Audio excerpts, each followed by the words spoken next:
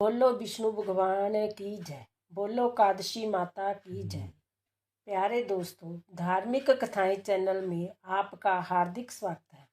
दोस्तों, आज मैं अपनी वीडियो में कादशी के दिन आपको बहुत ही पौराणिक और पुण्य देने वाली कथा सुनाने जा रही हूँ। दोस्तों, बड़ी निष्ठा और लगन के साथ इस कहानी को सुनना। दोस्तों, यदि आपने YouTube चैनल धार्मिक कथाएं लाइक और सब्सक्राइब नहीं किया तो ज़रूर करें। वह लाइकन दबाना ना भूलें ताकि आने वाली सभी वीडियोज की जानकारी आपको सबसे पहले हो सके। वीडियो को पूरी सुनने के बाद कमेंट बॉक्स में राधे राधे लिखना ना भूलें। ग्यारस माता की कथा। एक बार राजा की दो बेटियां थीं। छोटी बेटी कादशी माता का व्रत करती थी। हर कोई छोटी बेटी की प्रशंसा करता था और बड़ी बहन छोटी बहन से ईर्ष्या करती थी। एक बार पड़ोसी राजा का बेटा बड़ी बेटी को देखने आया, लेकिन उन्होंने बड़ी बेटी की जगह छोटी बेटी पसंद आ गई। राजा की बड़ी बेटी छोटी बहन से और भी अधिक ईर्ष्या करने लगी। इस ईर्ष्या के चलते वह तरह तरह से बहन को मारने की कोशिश किया करती थी। एक बार वह लड्डू में जहर मिलाकर अपनी छोटी बहन को खिलाने की कोशिश करती है और एक बार मटके में जहरीला सांप रखकर अपनी छोटी बहन के कमरे में रख देती है। एक बार वह अपनी छोटी बहन को पनघट पर पानी भरने के लिए ले जाती है और धोखे से कुएं में धक्का दे देती है और हर बार ग्यारस माता उसे बचा लेती है, क्योंकि वह ग्यारस माता की परम भक्त थी। बड़ी बहन बहुत परेशान हो गई थी। वह किसी तरह भी नहीं मरती। एक दिन वह अपनी छोटी बहन से बोली, मेरी प्यारी बहन, भगवान ने हम सब की मृत्यु किसी न किसी तरह से लिखी हुई है। क्या तुम्हें पता है तुम्हारी मृत्यु कैसे होगी? छोटी बहन बहुत सीधी थी। वह बोली, मेरे पालतू तोते के गले में जो हार है, मेरी जान उस हार में अटकी हुई है। यदि कोई मेरे तोते को मारकर उसके गले में जो हार है उसको पहन ले तो मेरी मृत्यु हो जाएगी। जब वह उस हार को उतार कर कहीं रख देगी तो मैं जीवित हो जाऊंगी। उस रात छोटी बहन अपने पिता के पास गई और बोली, पिताजी, मुझे शक है कि यदि मैं मर जाऊं तो मुझे जलाने की बजाय मेरी लाश को हमारे पुराने महल में एक खट पर सुला देना। पिताजी बोले, प्यारी बेटी, तुम ऐसा क्यों बोल रही हो? 2 दिन बाद तो तुम्हारी शादी है। तब छोटी बेटी बोली, पिताजी, समय का क्या भरोसा है, शादी का दिन भी आ गया। शादी वाले दिन बड़ी बहन छोटी बहन के तोते को ढूंढती है, लेकिन उसे तोता कहीं नहीं मिलता। तभी दरवाजे पर बारात आ जाती है। वरमाला का कार्य संपन्न हो जाता है। फेरों की रस्म शुरू हो जाती है और दूसरी ओर बड़ी बहन को छोटी बहन का तोता मिल जाता है और वह तोते को मारकर हार खुद पहन लेती है। वही छोटी बहन के 3.5 फेरे राजकुमार के साथ पूरे हो जाते हैं। बड़ी बहन के हार पहनते ही छोटी बहन मूर्छित होकर गिर जाती है। यह देखकर बरातियों में हलचल मच जाती है कि राजकुमारी को क्या हुआ। सब डर जाते हैं। तब राजा हकीम को बुलवाते हैं और छोटी राजकुमारी को महल में ले जाकर लटा दिया जाता है। वेद हकीम राजा से कहते हैं कि हमने जय पहली बार देखा है। राजकुमारी ना तो मरी है और ना ही जीवित है। जय तो एक जिंदा लाश के समान है। हकीम की बात सुनकर राजा परेशान हो जाते हैं। फिर वह उनसे कहते हैं कि आप बाहर जाकर बोले कि राजकुमारी बेहोश है, थोड़ी देर में ठीक हो जाएगी। यदि आप ऐसा नहीं करोगे तो मैं आपको मृत्यु दंड दूंगा। हकीम राजा के कहे अनुसार बाहर जाकर ऐसा ही बोल देते हैं। हकीम राजा के कहे अनुसार बाहर जाकर ऐसा ही बोल देते हैं।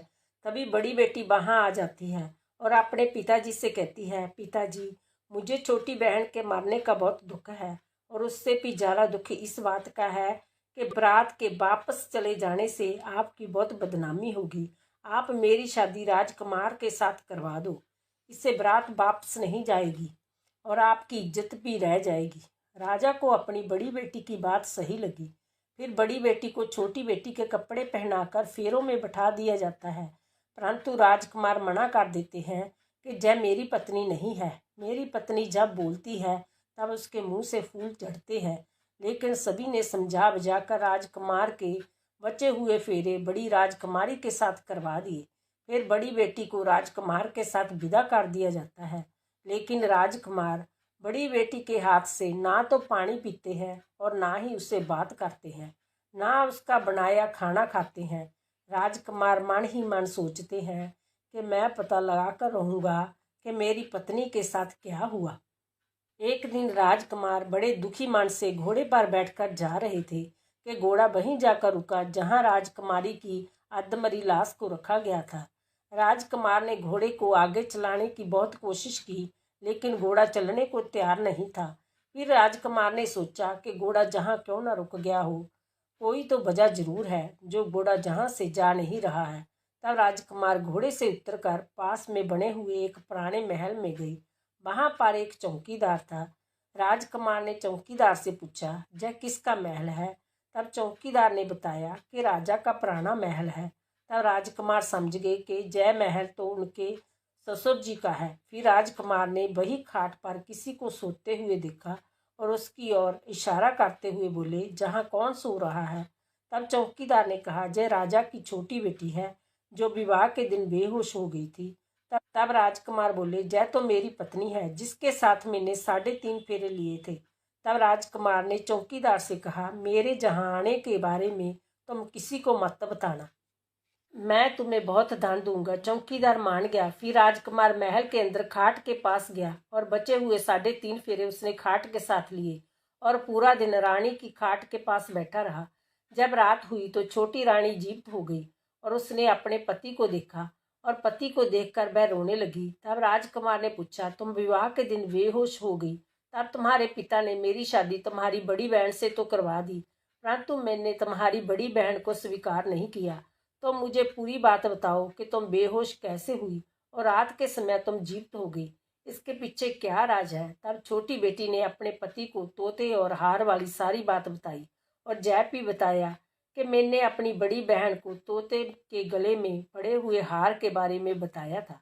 मेरी बहन मुझसे बहुत ईर्ष्या करती थी।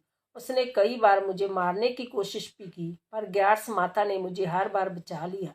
मेरे पालतू तोते के गले में जो हार था वह मेरी बड़ी बहन दिन में पहन लेती है और रात को उतार देती है, इसलिए मैं सारा दिन बेहोश रहती हूँ और रात को जीवित हो जाती हूँ।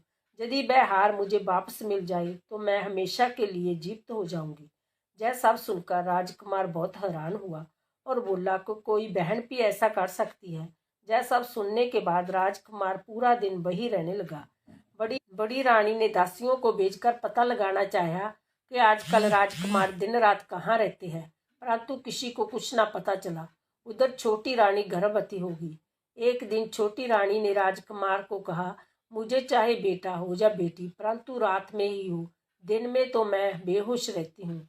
एक दिन राजकुमार को किसी काम से बाहर जाना पड़ा और उसी दिन छोटी रानी को पीड़ा होगी। उसने ग्यारस माता को याद किया। तब स्वयं ग्यारस माता ने आकर उसका पार्श्व किया। तब राजकुमारी ने एक सुंदर पुत्र को जन्म दिया। तब ही वहां पर राजकुमार आ गए। राजकुमार ने भी ग्यारस माता के दर्शन किए।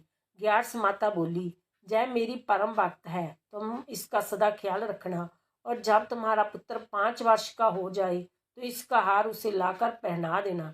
देखते ही देख के कुंवर 5 वर्ष का हो गया। एक दिन राजकुमार को किसी काम से शहर जाना पड़ा। जाते समय उसने कुंवर से कहा, पुत्र तुम अपनी माँ की खाट के पास ही रहना, मैं जल्दी ही काम निपटा कर आता हूँ। तब बड़ी रानी के दास दासियों ने राजकुमार को पुराने महल से निकलते हुए देख लिया और उन्होंने कुंवर को वहां से उठवा लिया और कुंवर के 2 टुकड़े कर दिए। एक टुकड़ा चक्की के नीचे और दूसरा टुकड़ा अपने पलंग के नीचे रख लिया। छोटी रानी कुंवर को वहां ना देखकर ग्यारस माता को याद करती रही और ग्यारस माता भिखारन के रूप में बड़ी रानी के महल में जाती है। तब तब बड़ी रानी अपनी दासियों को भिक्षा देने के लिए भेज देती है, परंतु ग्यारस माता कहती है कि मैं तो भिक्षा तुम्हारी रानी के हाथ से ही लूंगी। जब दासियां जय बात बताने के लिए बड़ी रानी के पास जाती है तो ग्यारस माता बिल्ली का रूप लेकर महल के अंदर आ जाती है और कुंवर के टुकड़ों को जोड़कर प्राणों का संचार कर देती है। फिर वह कुंवर को लेकर पुराने महल चली जाती है। छोटी रानी अपने पुत्र को देखकर बहुत खुश हो जाती है। एक दिन राजकुमार कौर को अपने महल में ले जाते हैं और बड़ी रानी से कहते हैं, यह बच्चा मेरी दूर की बहन का है। यदि तुम पूरे मन से इस बच्चे को प्यार करोगी तो शायद मेरा दिल तुम पर आ जाए। तब बड़ी रानी उस बच्चे को बहुत प्यार से महल में रखती है। एक दिन राजकुमार कौर से कहते हैं, तुम अपनी मामी के गले में टंगे हुए हार को उनसे मांग लो, फिर हम वह हार लेकर तुम्हारी माँ के पास चलेंगे, परंतु यह बात अपनी मामी को मत बताना। फिर कौर बड़ी रानी के पास जाकर बोले, मामी मामी मुझे अपना हार दे दो। एक बार तो बड़ी रानी मना कर देती है, पर तब उसे याद आता है कि राजकुमार ने कहा था, यदि तुम इस बच्चे का ख्याल रखोगी तो शायद मेरा दिल तुम पर आ जाएगा। इतना सोचकर रानी वह हार कौर को दे देती है और कौर उस हार को अपने पिता को दे देते हैं। तब राजकुमार बड़ी रानी से कहते हैं, हम तुम्हारे हाथ का बना हुआ खाना खाएंगे, हम थोड़ी देर में आते हैं, इतने में तुम खाना तैयार करो। यह सुनकर बड़ी रानी बहुत खुश होती है। उधर राजकुमार हार लेकर छोटी रानी के पास जाते हैं, उसको वह हार पहना देते हैं, जिसके परिणाम स्वरूप छोटी रानी जीवित हो जाती है। उसके बाद वह छोटी रानी और कौर के साथ राजमहल में आते हैं और बड़ी रानी को अपने ससुर जी के जहाँ छोड़ने जाते हैं। उन्होंने सारी बात बताते हैं। यह सब जानकर उनके ससुर जी बहुत दुखी होते हैं और राजकुमार से क्षमा मांगते हैं। ग्यार्स माता की कृपा से छोटी रानी के भाग्य जान जाते हैं। ग्यार्स माता की जय। हे ग्यार्स माता, जैसी कृपा अपने छोटी राजकुमारी पर की, हम सब पर भी बनाए रखना। बोलो ग्यार्स माता की जय। बोलो विष्णु भगवान की। बोलो विष्णु भगवान